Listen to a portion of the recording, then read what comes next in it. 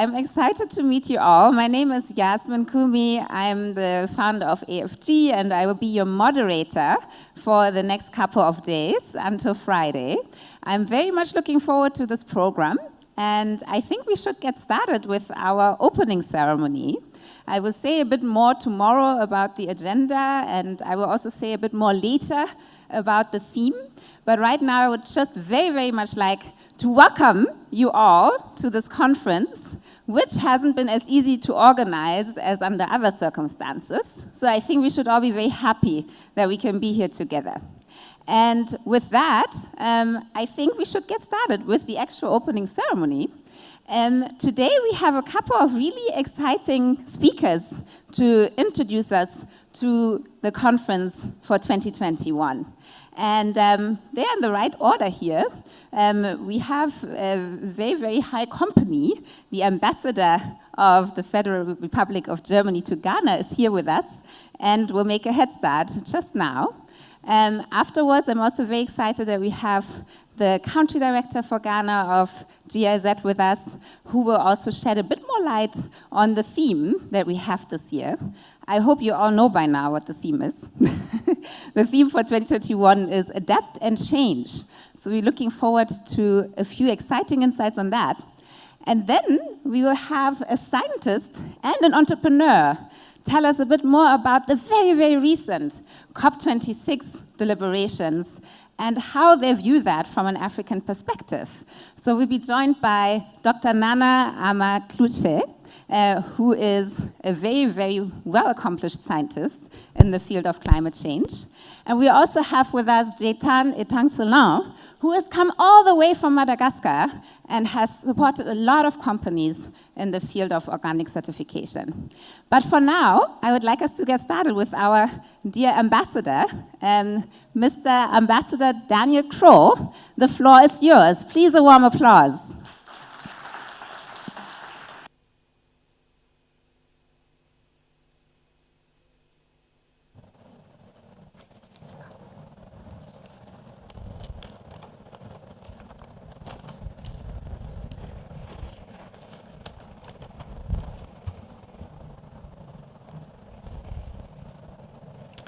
Yeah, good afternoon to all of you. A warm welcome from the German Embassy in Accra. Dear Kirsten Focke from the GEZ in Eschborn, Susan Martin from the European Union, distinguished participants. It's a great honor for me to kickstart here the opening of this event. I consider it a very special honor because I'm very new to Ghana, I'm very new to the region, so I'm a perfect fit for the theme you're looking at, and I'm an absolute expert in rural development as I was working mostly in the industrial field. So you really choose the right person to kick off this event. But I'm really convinced that this is a very timely event. I'm very happy that it was possible to host this event. Congratulations to the organizers to organize such an important and event with such a numerous number of participants. And I think it's a very timely event mainly for two reasons. First of all, we just are in the post-Glasgow phase. So it's, I think, a perfect timing. We now have a clearer picture on the parameters for the future climate change that will take place. There is a slight hope that Glasgow might contribute to reducing a little bit the speed of climate change. We all are aware that the climate change will hit the poorest country hardest, in particular in Africa, which is, of course, a very cynical fact that, especially in Africa, where I think the countries are contributing not even or around 4% of the entire carbon in the world. So that's in a way very tragic. So this is timely to talk and to meet and to use this platform to think about how we can move forward from here, or how development policy can move on forwards. I'm not so sure whether Ghana is the perfect fit for this theme, because my perception, I said I'm new to Ghana. I came here in end of July, but my perception, at least in the countryside, you will meet people who tell you that the weather patterns are changing, that it's affecting the harvest, and so they are feeling the heat of climate change. If you talk to people in urban Accra, if you talk to the political elite in this country, I don't have the feeling that they are really are taking this climate change policy issue seriously at this point. They are very much on the road to industrialization. Just today in the morning, I attended a conference with representatives of Ministry of Trade, who again strongly emphasized that the future of Ghana is in industrialization. It's about free trade, continental area, and this is the future of Ghana. So there's no mentioning of adapting to climate change in the narrative of the political elites in Ghana.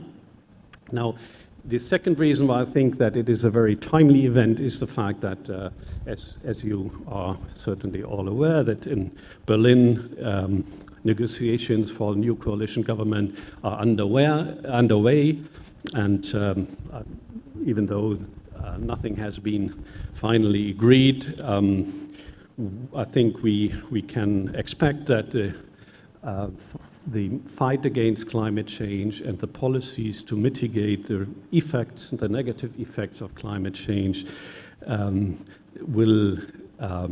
importance of these policy measures will certainly increase. And so I think there is still a lot of networking to be done to develop new ideas. Because that's, and this is my final remark, being new to the continent, I'm still not convinced that we have all over the right tools in our development policies. I don't want to get into details, but I think there is, we also have to reconsider certain approaches. On a personal note, you are aware that we have this reform partnership and the focus on certain countries in the region. And if you look at the countries who were picked as the promising partners in Africa, you can become very depressed. So I think there's a lot of room for rethinking development policies, and I think this is a perfect setting for here, and I hope you can feed in your ideas into this process. With these remarks, thank you very much, and I wish you all a very fruitful gathering here in beautiful Ghana and this hotel. Thank you very much. Thank you, Mr. Ambassador. Thank you, Mr. Ambassador, for the beautiful reflection. That's a very, very interesting thought you've blessed us with. Indeed, adapt and change currently is even more relevant given the even stronger path of industrialization that Ghana is currently looking to embark on, and given the change of government after many, many years in Germany, that will likely have a big impact on the relations between Germany and Ghana and economic cooperation. So thanks for setting us off, Mr. Ambassador. I would like to continue with the next esteemed opening speaker. We have the GIZ Ghana Country Director with us, Ms. Regina Bauer-Ochse. Welcome.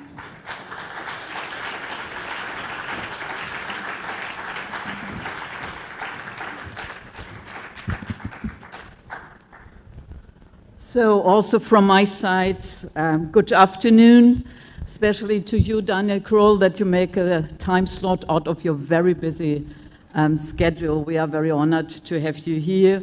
Also, we have Kirsten Focken with us. She is the head of the GIZ division, West Africa 2 and Madagascar. Yeah, she's always laughing when she has to say it because everybody asks why Madagascar, that is in East Africa. So we decided it's because it's French speaking. So, and also dear keynote speakers, Susanna Martin from the EU, also welcome. And I wanted also to say a big hello to the 18 young change makers who are here today and present their ideas and projects for a green world. Yeah, and last but not least, GIZ representatives, dear colleagues from all over Africa, 21 African countries, I have heard from Germany, and those who are online. Mema mo ninya akwaba. Yeah, who has understood that? That is Twi. It's very hard to learn, but I try it. So, Mema mo ninya akwaba means I greet you all. So, and this I do really, yeah, thank you. It's very motivating to continue now with my lessons.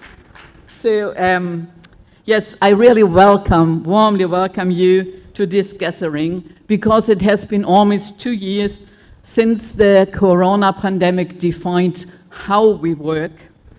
Shift systems, home office, mobile working, how we behave, no contact, limited contact. You know, everybody, and I know that from our GIZ meetings, you meet your old friends and then you want to hug them and then you say, oh no, it's corona. It's not possible anymore. And it has defined also how we communicate, virtually, hybrid, like here or in person. I think we at GIZ, we have done very well to swiftly switch to virtual communication and cooperation, and that brought also a lot of advantages, such as mass information. Now it is easier to share. So for me now, after the MS Teams channels, I can talk to my 567 staff members if they all would like to listen to me. They don't, but at least 200 sometimes they listen to me. And that is, I think, really an advantage because we can't do anymore our meetings in presence. It has also become easier to communicate with headquarters and the partner countries, us, staff, sometimes a little bit too much, the virtual calls, which always pop up in your calendar. Sometimes you think, oh, don't they have any other thing to do in headquarters to invite us to virtual calls? Yes, but sometimes they're also very interesting. And it is economizing on time through virtual calls, which has saved us moving from one place to another. And in Ghana, like in many other countries, you often get stuck in the traffic. So, but we must admit that sometimes, although we have all these advantages, it is important to be present physically at meetings or events. And this is the reason why we are here today in person. And physical meetings, I think, allow better networking, developing personal contacts. Oh, hi, Martin, you are here also. Oh, that's good. I wanted to say something to you. So these very important informal talks in the coffee break, which helps to create some ideas or to have also a problem solved.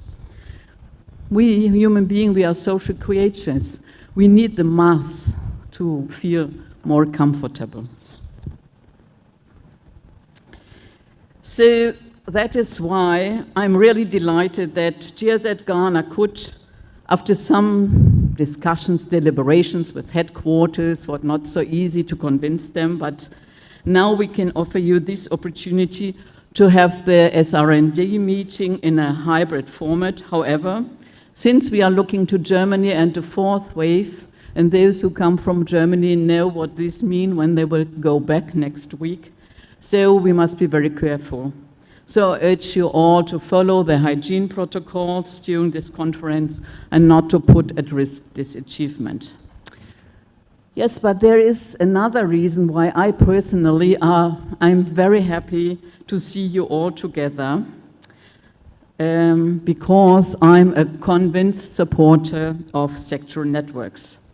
I mean, I'm already at the end of my career, so I can say I have seen and be part in at least 5 different sector networks in the last years. So I was a tandem partner as head of division or a tandem partner in FMB. I was a founder, for example, of the GoMENA network, sectoral network, and I was a simple member when I was working in Latin America. And probably most of you do not know, but the first sectoral network started in the year 2000. So we have now 21 years of sectoral networks. It was an initiative of the former P&E, now FMB, to support knowledge management, product development, and conceptual discussions amongst staff, field staff, as we said at that time, and the P&E or FMB. And subsequently, other units joined, the regional departments and so on. And today we are experiencing this very, very sophisticated format where we have even BMZ representatives giving input and taking part into our discussions. So I think one of the key success factors of GIZ is these strong ties and results of GIZ sector networks. They are formed along themes and regional distributions in order to also foster exchange and cross-regional learning and collaboration. Even in times like this of crisis, with the COVID pandemic, with many restrictions in terms of fieldwork, travels, and movement, these networks have functioned well virtually through strong communication. And for SNID Africa, I have heard and learned that this exchange has further strengthened the network more. We must note, however, that this meeting is not an end in itself. We need topics to discuss, and the topic in vogue these days is climate change, which is unfortunately not a new topic. Countless discussions, conferences, COPs have tackled the challenge to reduce the global warming, and we are still under the impression of the COP26 outputs. The ambassador has mentioned that. So, with the final deal settled, does COP26 look like a success or a failure? The big question. And the unsatisfactory answer is both.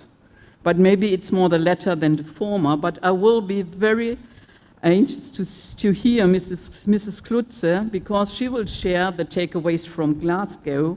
So let's hear what her opinion about this looks like. Yes, the role of African countries in mitigating climate change is a major one. Millions of livelihoods are affected from changing climate, and only adaptive and mitigation strategies can support resilient livelihoods. Yes, it's right. The impact on global emissions of African countries is very small, 4% globally. I have the same figure. The adverse effects are felt by all.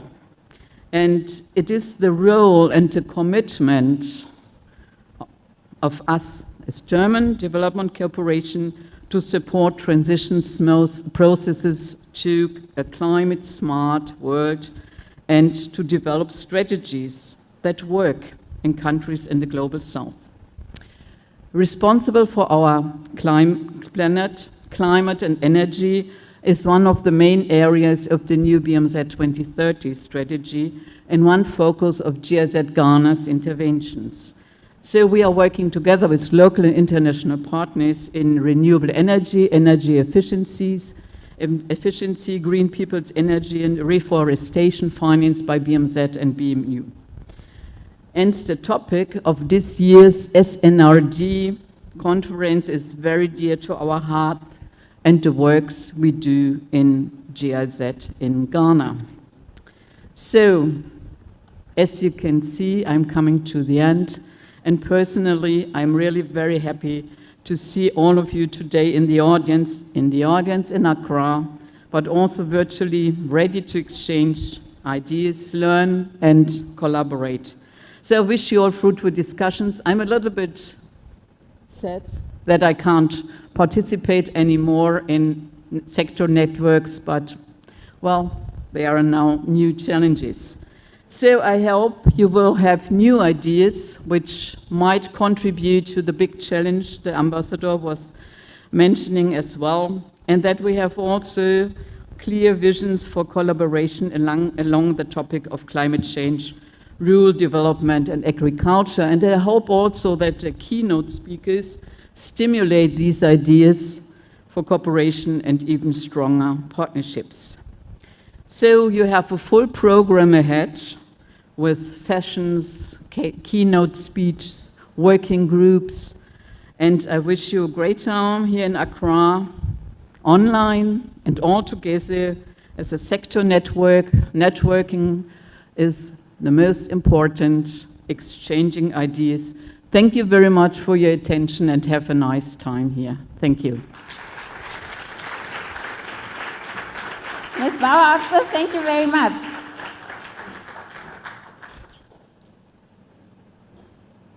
Oh, now my slides are gone. I'm sure they'll come back. Thank you so much, Ms. Bauer-Ochse. It was really nice to hear your thoughts on our theme, and I think you reminded us of a couple of really important aspects that we might have talked about at a point, but also sometimes haven't talked enough about around the positive climate impact that COVID-19 has had, but at the same time also the big challenges it's still creating for us, even as some of our colleagues are traveling back to Germany. I'm sure we would be happy to have you participate in our conference, but I guess you don't have the time. But thanks for also reminding us of the history and evolution of sector networks within the GIZ ecosystem. And I think it's also very, very good to recap what the outcome of the Glasgow deliberations have been. Have they been positive? Have they been a success or not? So thank you so much for your thoughts. I think at this point, it's actually time to hear a bit from the audience. And I think that we are all happy to finally have a chance to be together again. At the same time, we also all came with some expectations. And we would like to know a bit more about what your expectations are and how you feel about the conference.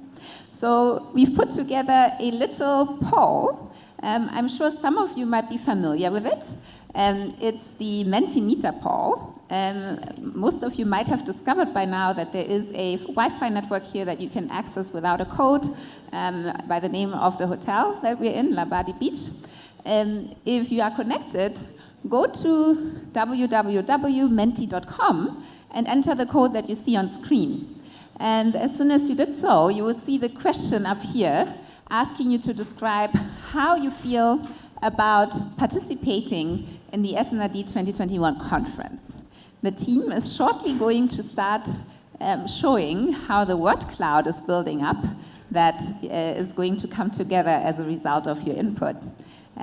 You can enter up to 3 words, adjectives, nouns, whatever. So let's see what everyone has to say.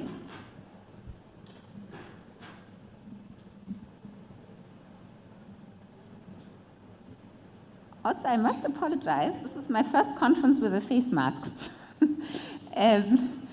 While you're filling this in, I think I'd also love to walk around a little.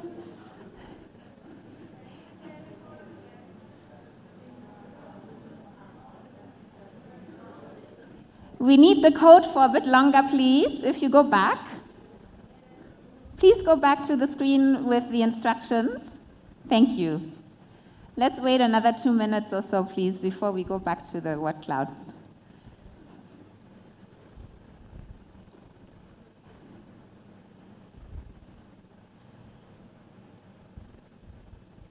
Hello. How are you? I thought I could maybe quickly pass you the mic and hear what you think about the conference this year and what expectations you came with. It's my first conference, so I'm observing and learning and so far. And what's your background? Agriculture, economics. And your program, or which country do you work on? I'm working in Ghana here, in Wa, in the north. Oh, great. That's one of the most beautiful parts of Ghana. Okay, I hope I didn't say something wrong now. Let's see who else is here.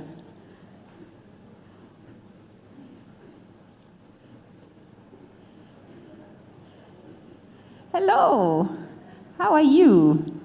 Welcome. You said, oh no?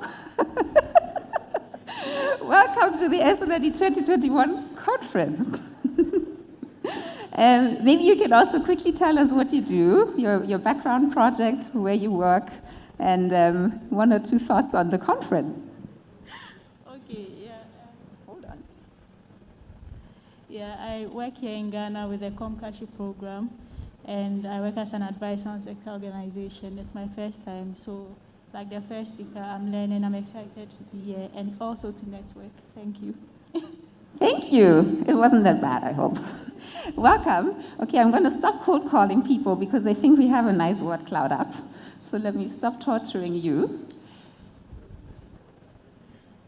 The biggest word is excited. It's still moving around a little.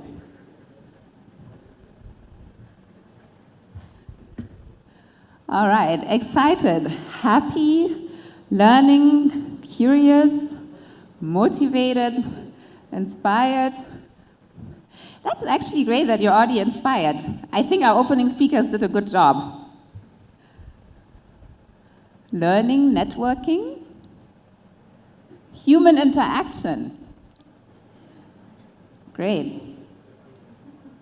So, I hope, the three biggest words I can see, I guess most people have entered their words now, are excited.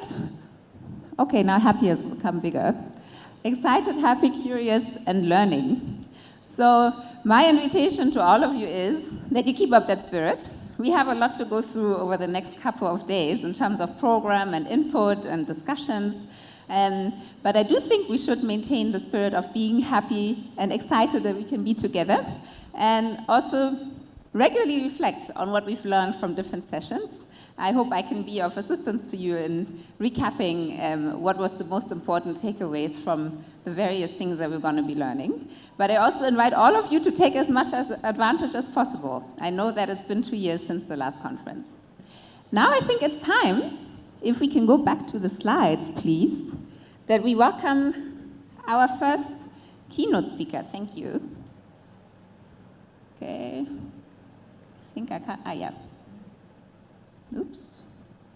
All right. So I had already introduced our two keynote speakers for today, and I'm very curious to hear what they can tell us. I realized that both of them traveled from Glasgow to here. They didn't meet each other in Glasgow, though, because there were too many people. At the same time, they both come with a lot of fresh insights and experiences from what happened at COP26. And as I mentioned earlier, I think given the 4% that was now mentioned for a few times, only 4% of global carbon emissions come from Africa, it will be very interesting to hear from two Africans who come from different backgrounds and different corners of the continent too, how you feel about the COP26 deliberations and what you think we should know or think about. So, Dr. Kluche, we start with you. I know you have a presentation, so please just join me up here and a warm applause for Dr. Kluche.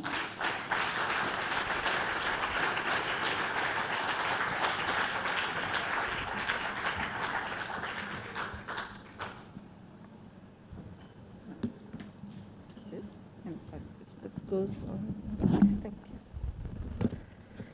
Okay, good evening, dear German Ambassador Daniel Crow, the country director of GIZ, co-speakers, distinguished guests. I'm deeply honored to be given this August platform to share my COP26 experience and why climate change is important for Africa. So yeah, the presentation is up. I will share also my feelings about COP26, not just the experiences. I would like to start my presentation with a story by Loli Daskal, It's a very popular story, but it bears repeating. The title is, Whose Job Is It Anyway? So we know that there's an important job to be done. Everybody was sure that somebody will do it. Anybody could have done it, but nobody did it. So COP26 was yet another platform to make sure responsibilities are shared. Whoever is responsible for what is noted and discussed, I would say, frankly. I must acknowledge the AIMS Canada. So AIMS is African Institute of Mathematical Sciences. AIMS Canada Research Fund, which I'd used to attend COP26. So I attended COP as a lead author of the IPCC. And I, together with my other lead authors, presented the science of climate change from the SIT assessment report, which was published in August. So we're able to present the global picture and also looked at the regional issues from the report. This is not the report. It's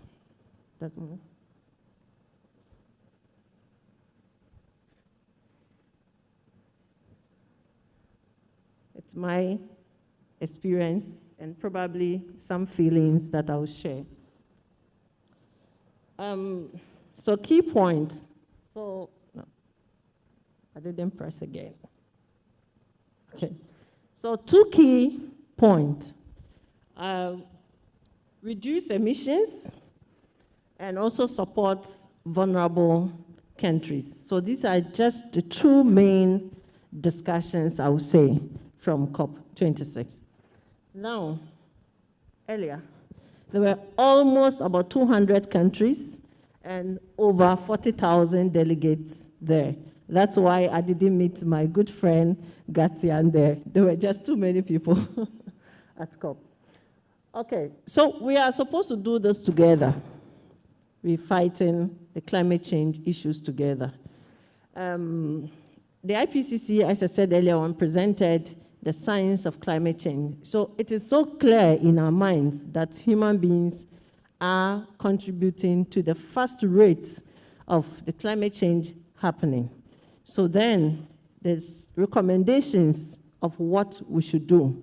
The IPCC does not do research from scratch. It only collects research from various scientists and put them together as reports. And then IPCC does not prescribe policies. It only recommends or guides or give recommendations as to what we have to do to save or to curb this situation that we find ourselves in. Now, the key discussion. So I'll focus more here. I want to be looking this way. So it is clear, and we have agreed and accepted that Africa only contributes 4% to the global emission. On the other side, Africa, or developing countries, let me put it in general terms, also have the biggest forests. So we know the importance of trees or forests. They serve as sinks for the carbon dioxide in the atmosphere. So if Africa is contributing only 4% of the emission and also has a big forest base, it means that developing countries in general, and particularly Africa, has carbon credit. I'll come back to the carbon credit in time. We had also a discussion on losses and damage. So loss and damage was a big topic. But the question is that Africans, because we contribute 4%, we cannot be responsible for the impact of global warming or climate change. So, if we have losses, the impact of climate change has caused some losses and damages, who is supposed to pay for it? So in one of the negotiations, or many of them actually, it came up that, okay, somebody is supposed to pay for losses and damages. So now, how much are your losses? How much are your damages? Now, the African negotiators in the room were not able to talk about that. So, what I want to bring to our attention is the issue of data, the issue of not documenting what's actually happening. So it's in a way, at a point, should I say I became sad, or I felt really bad. So going on a negotiation table without fact, without the key information you need to do your negotiation with. So we have discussed finance extensively in all dimensions, or in many dimensions you can think of. We know about the commitments which I would say the rich country or developed countries had committed in the previous COP, and I'll get to commitment in a few minutes. So we have discussed finance, we have discussed transparency in financing climate adaptation, mitigation, or climate projects in general. We had also discussed industrialization. So the German ambassador had mentioned that Ghana has a future with industrialization. It was a big topic for African countries. So is it now that I want to industrialize that you say I should not? It was really a big question. I believe nobody had stopped anybody from industrializing. What we all committed in COP21 in Paris, at Paris Agreement, was that we are all going to do our best to keep the global warming at 1.5 or well below 2 degrees. So the nationally determined contributions, which countries, or almost all countries, had submitted to UNFCCC, was every country to show or demonstrate how they are going to work it out to reach close to net zero or to cut emissions. So every country was at liberty, or is at liberty, to say, I will cut my emission by 1%, 2%, 10%, 100%, as much as you want. We had a situation where South Africa had promised that they're going to cut down on coal and actually wean off fossil fuel. The date wasn't so clear up to when they plan to do this. We had a couple of commitments. We know that the $100 billion per year didn't really work out, because it was supposed to be every year, and until 2020, developed countries were supposed to contribute up to $100 billion a year.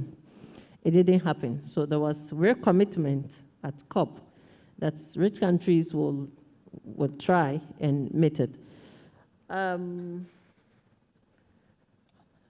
Countries had also committed to go green, use green technology.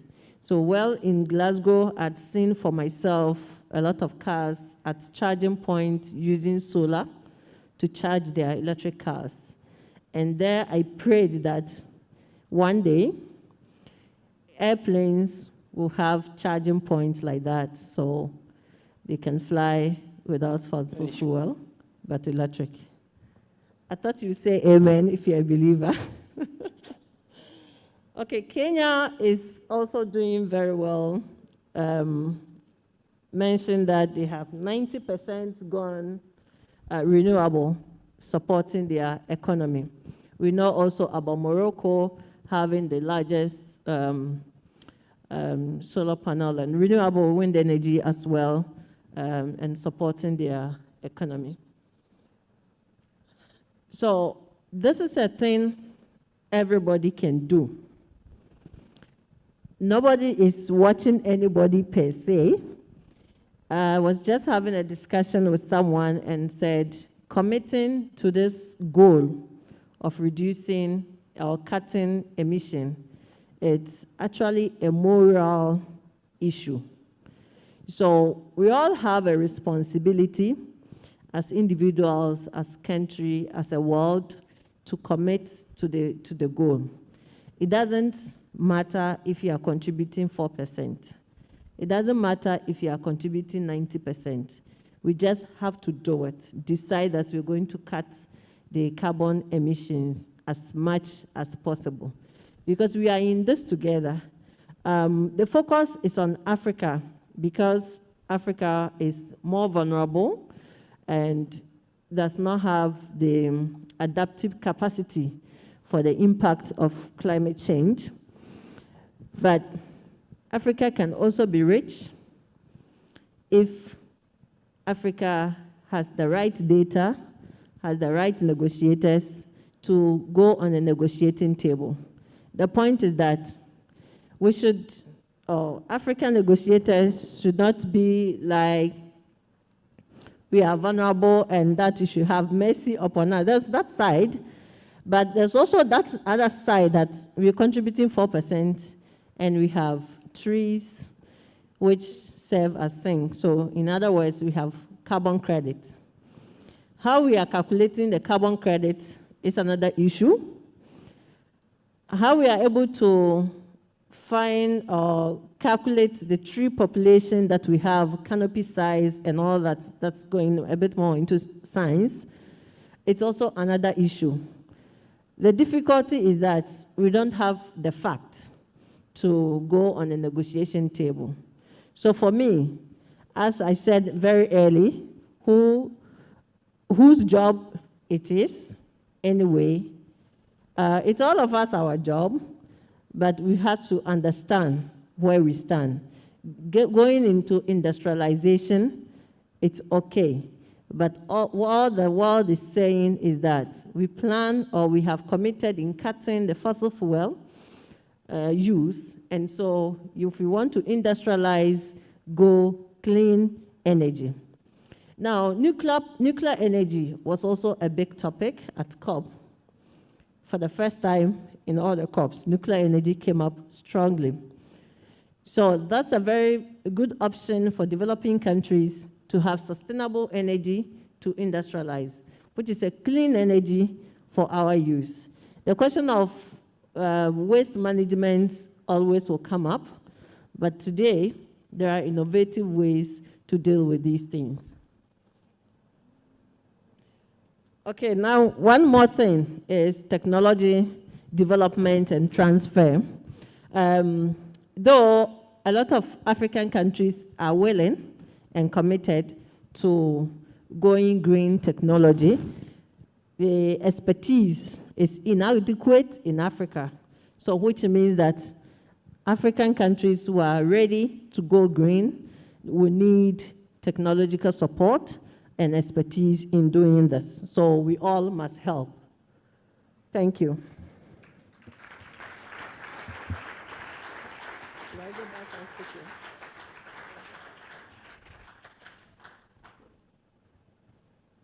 Thank you so much, Dr. Klitsche. Yes, you have seated yourself in the perfect way. Thank you so much for your thoughts. I think there are going to be a lot of questions already. I think we've learned a lot from your presentation. But in the interest of time, I think we should continue with our second speaker to hear the second view. And afterwards, we can have a bit of a discussion. So welcome, Zetan. I'm looking forward to your thoughts.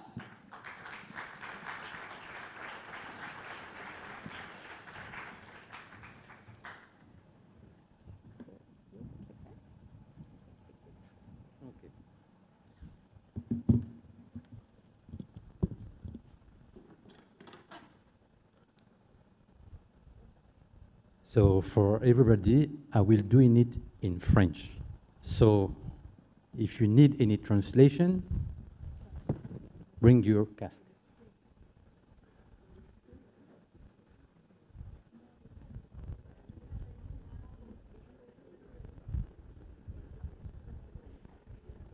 Alors, on m'a demandé de le faire en français. Peut-être que c'est aussi bien pour que nous puissions comprendre qu'en Afrique, on parle aussi plusieurs langues. C'est aussi un moment d'échange après tant de mois, on va dire, entre nous tous. Donc, permettez-moi de vous souhaiter la bienvenue et de dire merci à tous ceux qui ont pu venir ici. Votre Excellence, Monsieur l'Ambassadeur, Madame la Directrice de la GIZ. Alors, moi, je vais vous présenter ce que j'ai compris de la COP26. C'était la première fois que j'ai pu assister à un tel événement, comprendre quels étaient les enjeux. Moi, en tant que secteur privé, qu'est-ce que je pouvais apporter et quels sont les résultats que je vous emmène ici en primeur, puisque je n'ai même pas eu le temps de le dérouler à Madagascar, donc je vais le dérouler ici. J'ai mis en anglais pour que vous puissiez avoir les keywords, mais comme vous le savez tous, les résultats sont mitigés. Beaucoup de monde ont dit beaucoup de choses, mais moi je peux vous dire que ça a été quand même un flop pour les pays en voie d'industrialisation.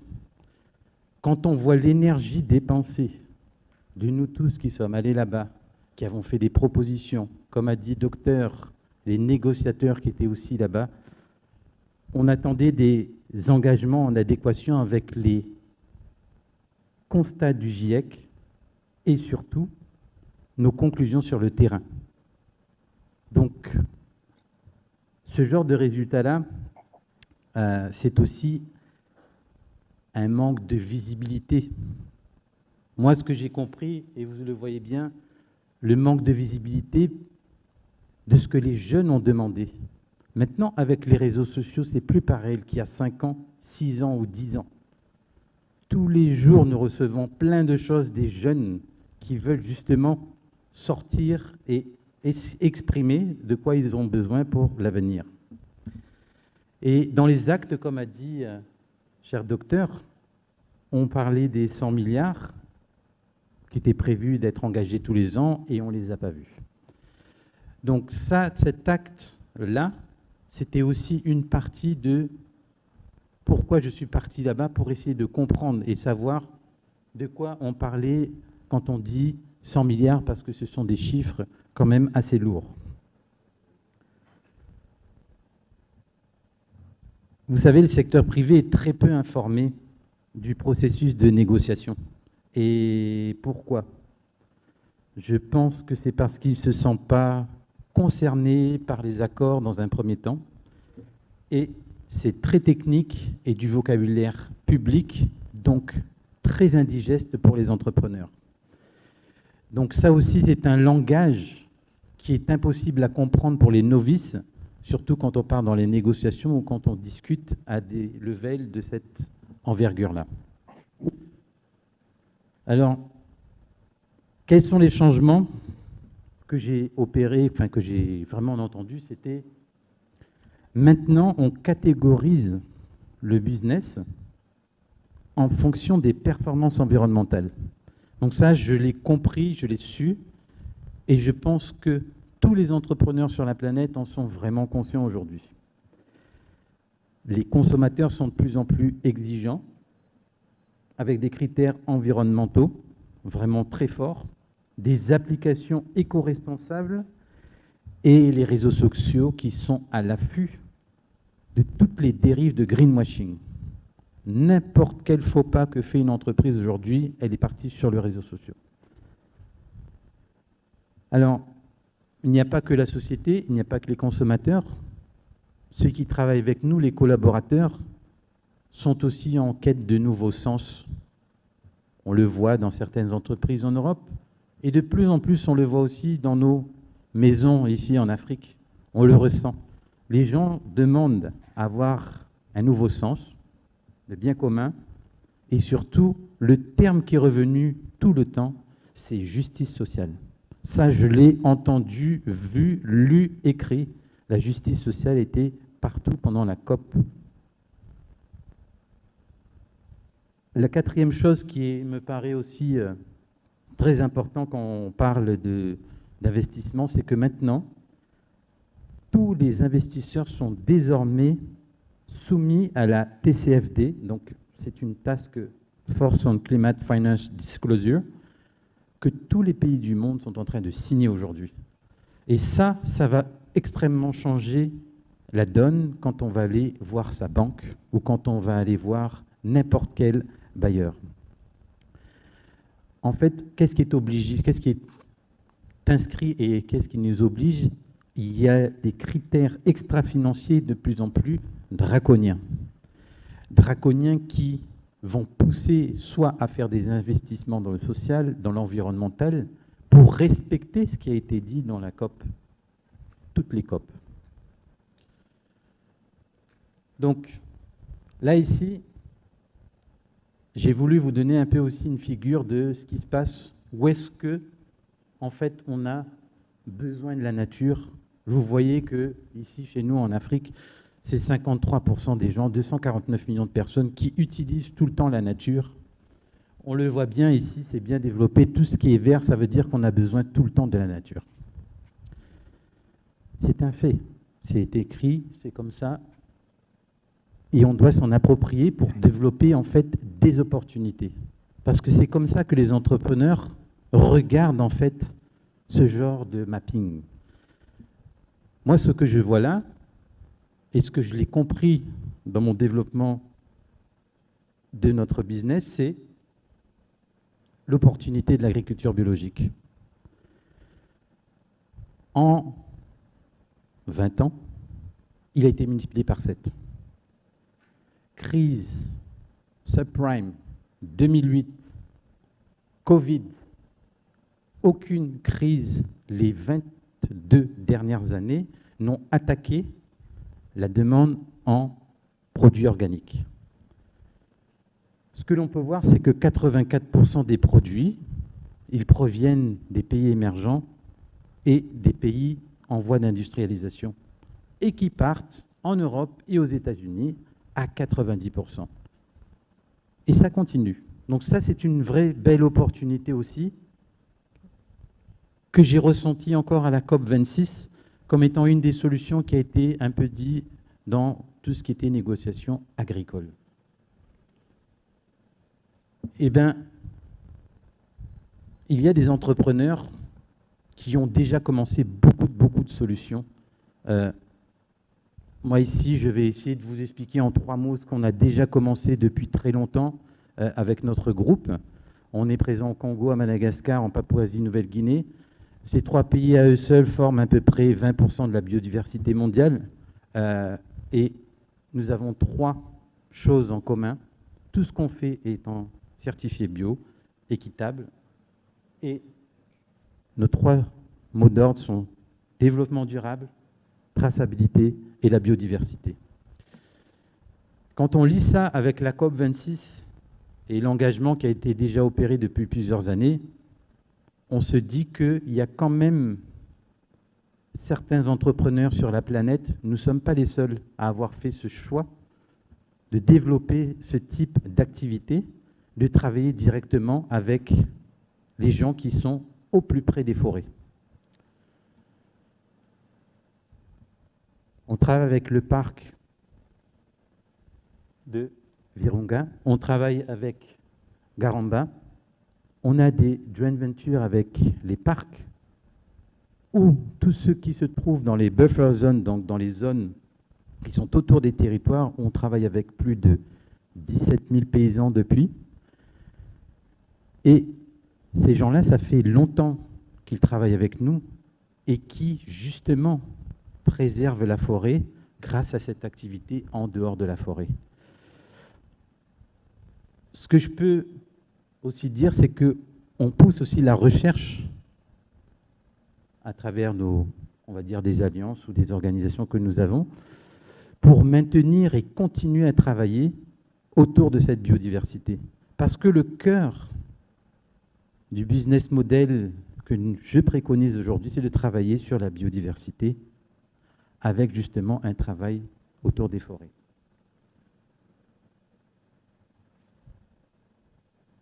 À Madagascar, on travaille avec 4 partenariats public, privé, population depuis longtemps. Ça fonctionne relativement bien. D'ailleurs, on a un développe PPP avec la GIZ sur ce point de vue-là. Et chacune des entités autour de la table, les 4 entreprises qui travaillent là, sont tous dans l'agriculture biologique, exportent tous leurs produits. Certains sont titrés, couronnés en Angleterre, aux États-Unis. Qu'est-ce qui s'est passé? C'est une stratégie de plusieurs entreprises en Afrique qui est en train d'émerger et de pousser pour que justement tout ce qui tourne autour de la nature devienne une vraie opportunité. Donc c'est un peu tout cet engagement-là, toutes ces activités-là qui m'ont poussé aussi également à faire des innovations à travers le secteur public où on a vraiment poussé à avoir un observatoire du bio. Donc on le demande pour qu'il soit au niveau de l'Afrique, pour qu'on ait ces datas, exactement les datas qu'a demandé Docteur tout à l'heure, des datas que nous avons besoin en permanence pour pouvoir avancer. Une des innovations à Madagascar dans la loi est écrite, on a une loi sur l'agriculture biologique qui a été votée l'année dernière, qui est passée, et il y a une innovation mondiale, ça s'appelle les territoires à vocation agricole biologique. Et justement, cette approche paysage autour des forêts, autour des bassins où il y a de l'agriculture existante, donc de pousser, mais vraiment de pousser à asseoir cet investissement, on va dire, un peu plus environnemental, la partie, on va dire, green. Mais pour le gouvernement, c'est aussi un moyen de formaliser le monde rural. 100% des entreprises dans l'agriculture biologique sur la planète sont dans le formel. Donc ça aide aussi beaucoup à prendre des décisions. Évidemment, nous avons besoin de beaucoup d'expertise. C'est là où on reparle de compétences, des besoins que nous avons vraiment besoin, à travers l'école primaire, mais surtout, ce qui fonctionne chez nous en Afrique, c'est le non-formal education. Ça, on le développe assez bien, assez souvent. On en a parlé à la COP26. Beaucoup l'ont essayé un peu partout sur la planète et vous-même dans la GIZ, vous l'utilisez beaucoup. Comment attirer les jeunes? Puisque c'est aussi un des vrais phénomènes pour les 30 prochaines années. Comment emmener les jeunes dans l'agriculture? Eh bien, la digitalisation est une des clés pour les faire venir et continuer à planter. Je vous ai mis un dernier triangle tout en bas, parce que tout le monde ici dans la salle connaît très bien que notre vrai défi, c'est la construction d'infrastructures pour sortir les produits des zones d'intervention. Donc ça restera toujours notre clé de voûte et un de nos premières problématiques. Je vais finir avec ça pour vous donner un peu les recommandations que j'ai formulées, écrites juste après la COP26, justement pour essayer de considérer le juste équilibre pour le développement économique, parce que c'est en faisant ce genre de séminaire-là que nous pouvons justement échanger à travers des nouvelles solutions, des actions périodiques de lobbying sur les enjeux défis liés à la biodiversité. J'ai répété beaucoup de fois le mot biodiversité parce que lose and damage, comme on l'a dit tout à l'heure, docteur, on en perd beaucoup. Donc il faut essayer vraiment de conserver ce qui nous reste encore. Lutter contre l'inaction climatique. Ça, c'est un mot peut-être assez fort, mais qui doit nous faire créer des opportunités, ici en Afrique. La résilience des populations doit s'inscrire dans un programme national lié au secteur privé. On peut travailler ensemble, ça marche, beaucoup marche. Il faut les mettre plus en avant, il faut les encourager, développer les structures des chaînes de valeur nationales de nos produits certifiés biologiques. Enfin, encourager et structurer la recherche pour qu'elle réponde efficacement aux enjeux multiples et complexes de conservation et de valorisation de la biodiversité. Encore une fois, l'augmentation et la pérennité des financements de la recherche doivent être envisagées par les décideurs en parallèle au processus de coordination des activités qui sont liées à la biodiversité et à notre santé. Le Covid-19 nous l'a tous montré. Ce n'est pas quelque chose qui est sorti d'un chapeau magique. Et la santé doit aussi faire partie de notre biodiversité.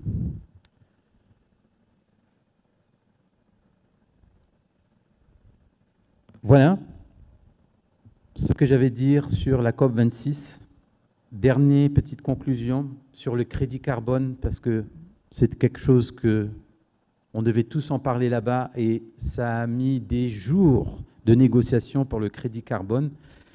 Et malheureusement, je ne peux même pas vous montrer, on va dire, de figure sur ça, parce qu'il n'y a pas eu de belle avancée sur ça, alors qu'on aurait pu financer une bonne partie de nos conservations, de nos forêts et l'avancement de l'agriculture grâce au financement carbone. Je vous remercie tous. Thank you so much. Applause, please. So I'd like to ask you both to come here and onto the chairs. We are a little bit behind time, so I will have to slightly shorten the Q&A, but it would be a pity not to hear a little bit from the audience at least. I think we have learned a couple of really interesting insights from these presentations. The fact that Africa actually doesn't collect enough data on carbon emissions and climate change. The fact that we have the largest portion of what was called nature-dependent people in our population, and hence actually need to care about this, even if it's just 4%. Then we also heard a little bit about the fact that there seems to be a business case somewhat behind caring about this as a company because of the way things are changing and consumers are changing. So altogether, it seems that we need to actually embrace the question of climate adaptation and change more as Africans for some of these reasons. I'd like to give one or two people a chance to ask a question. Please raise your hand if you do have one. I will collect both of them and then find my face mask, yeah, and then address them to the speakers. Okay, you were very quick. I'll come to you. Please do say your name and keep your question brief. Good evening. My name is Ernst Zippel. I work for Africa Rice as a SIM expert.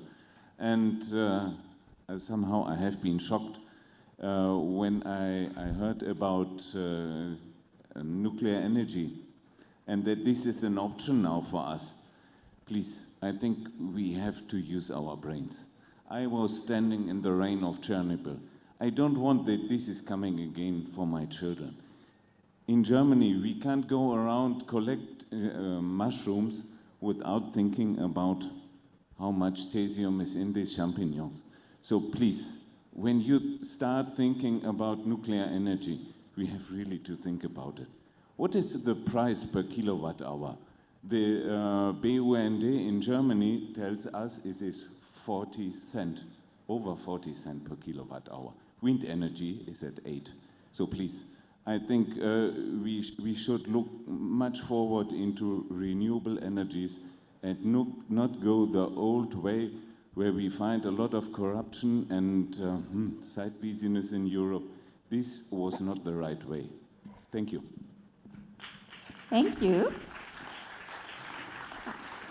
That's the right way to think about nuclear energy. Is there a second question somewhere in a different corner? All right, I'll come to you.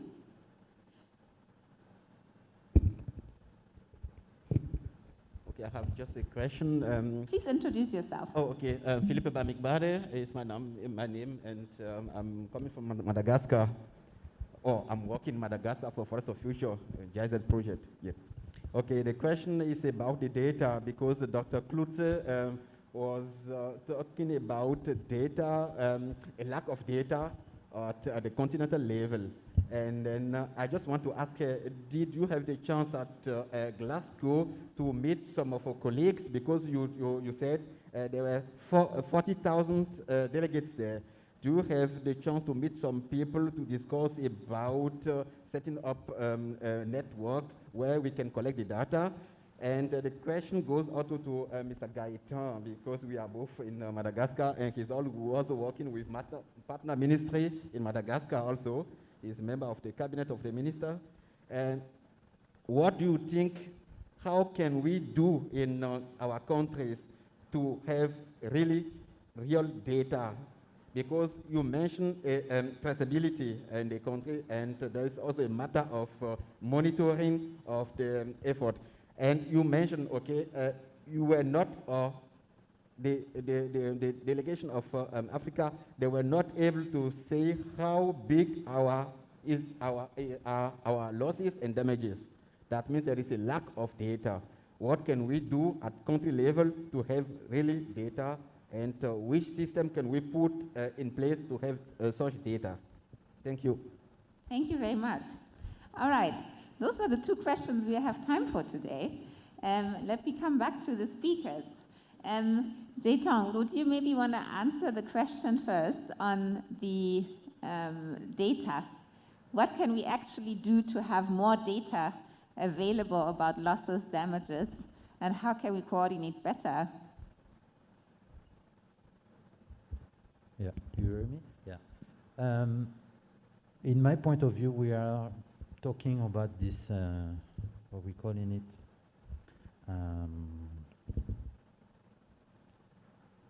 what was the name again of it? The observatory. We need to have more observatory to collect data all around Africa. The collecting data, one of the biggest problems that I see is there is not enough in the ministry, enough collecting data. And to collect all of this data, maybe, for example, for the agriculture, organic agriculture, it's the norm. You have to have all data, from farmers to the yields, to the trees, you have to have all of it. So it's really more easy for the private sectors on the organics to have all of the data right now because it's the norm. So maybe we can push the data to be the norm as well inside our rules on the ministry. Maybe this can be one of the, let's say, one of the solutions. But to have all of this data, we know all that is costing a lot of money. And maybe the digitalization of it can be one, like I say, one of the solutions to get collecting from the ground. But this is, I've been, let's say, many positions in Africa. There is many people who's trying to have all of this data, but I don't see them on the negotiation level. So there is a problem as well for the coordination of all of this data. Thank you so much. So there is a digital opportunity here, maybe also to help decrease the cost of all this data collection so that we can do it. Dr. Klutze, we also heard from you on the deliberations at COP26 about alternative energy sources, and there was a voice from the audience that raised a question mark whether nuclear energy should be considered just because it's more clean. Yeah, thanks for the question, and I'm happy that this has come up. I knew it's always a sensitive topic, especially even in Ghana, to talk about nuclear power or something like that. So, as I said earlier on, let's say Ghana wants to industrialize, and Ghana has committed to cut down emissions. What is the way forward? going renewable, what if we don't have the technological know-how? Yes, we can get a technology transfer. What if we find innovative solution to the wastes? I know the waste is the biggest issue here. So what if we open up for innovations to finding solutions to the waste? Remember, the topic is about climate change and how we are cutting emissions. So if nuclear is a clean energy, why can't that be an option? I believe this is not a forum, not appropriate forum for discussing nuclear energy. I'm not an expert in this myself, but what I understand is that it gives the fundamental power or energy that you can industrialize in a very economic way. So it's more expensive to use renewable energy to go industrialization. Okay, so I'm talking about the level of development. Let's say Ghana wants to transform or get into the level of development like Germany or UK or US. Are we really serious if you want to talk about renewable energy, solar panels, power energy from solar, for instance? Can we get to that level? We need to get sincere with some of these discussions. I appreciated perfectly that we have issues with waste, but Germany didn't start from somewhere. It didn't start at the top. It started from a certain level. All developed countries that use nuclear power started from somewhere, or industrialized have started from somewhere, and they are where they are now. What I also want to add is that whilst we try to solve problems, it is natural that we create many more. So the aim, the goal, in terms of climate change on this platform is to cut emissions. Let's look at ways we're going to go about that. For me, we can open it up for ideas as to how to deal with the waste, but definitely nuclear power, it's an option to go into this direction. Thank you. Thank you, Dr. Klute. I would like to ask for an applause for both speakers.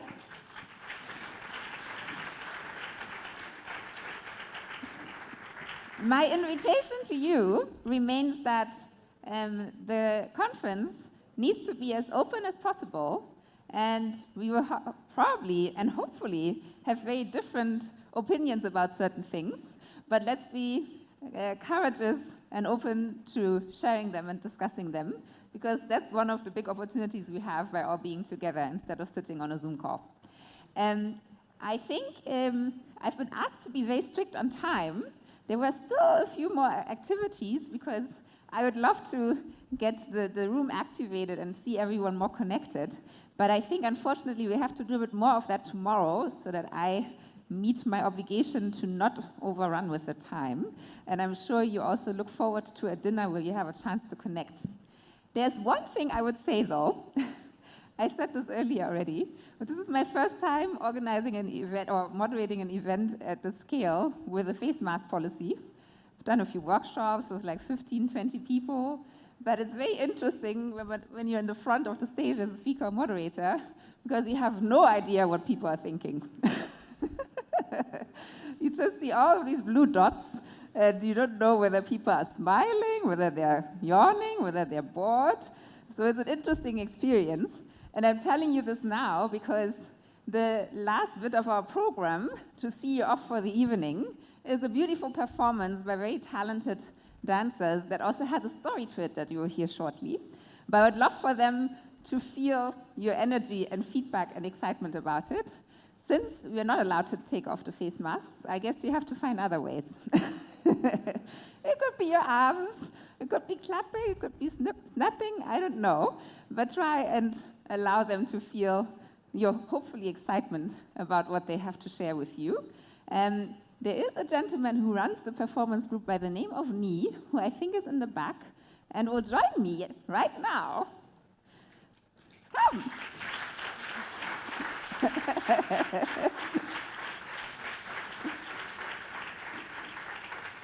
Good evening, ladies and gentlemen. Good evening, ladies and gentlemen. There we go.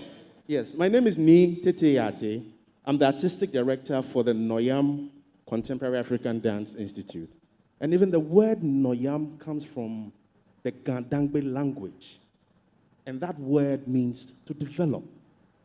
But we have a traditional concept of development where what you do is to search within the traditional system and identify compatible developmental practices that are in line with the philosophy and the ideas of the people. And listening to the talk here, I find a very close connection. The idea of us not just developing any way we want, but developing in a way that it's sustainable, that it can nourish the next generation. I think that is what it is.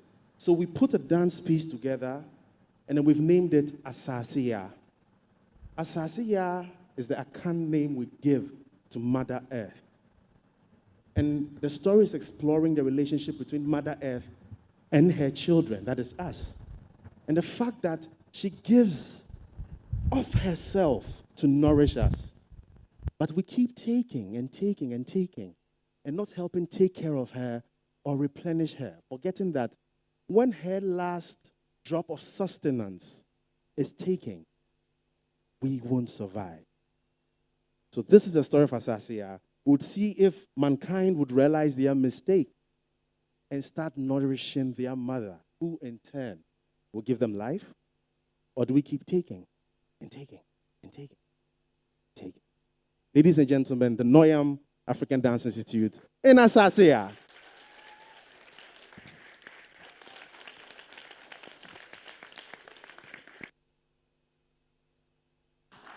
Well, you can keep clapping until they're here.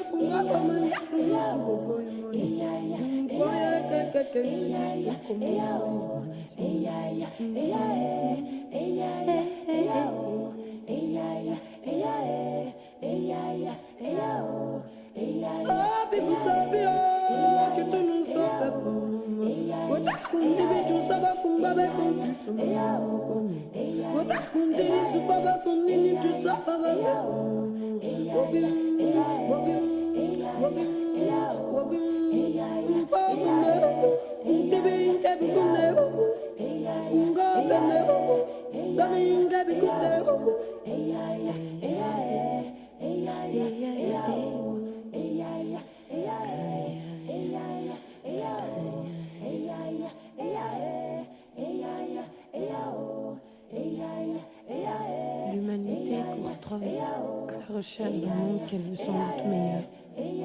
Pourtant, notre terre a gardé son rythme. Elle aussi a un cœur. Pourquoi ne pas l'écouter au lieu de l'étouffer? Plutôt que de courir après des leurs, arrêtons un instant et écoutons.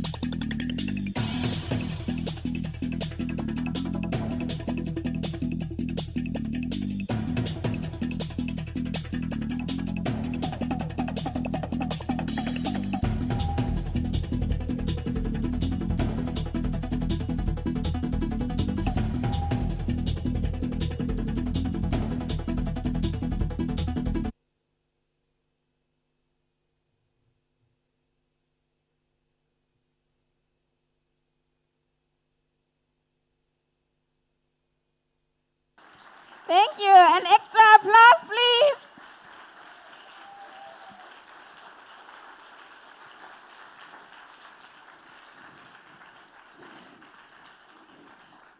Thank you so much, Ni.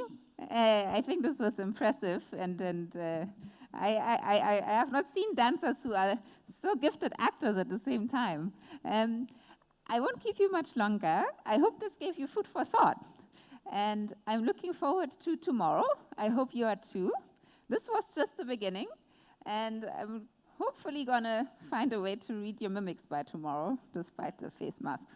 I wish you a wonderful evening and see you tomorrow morning.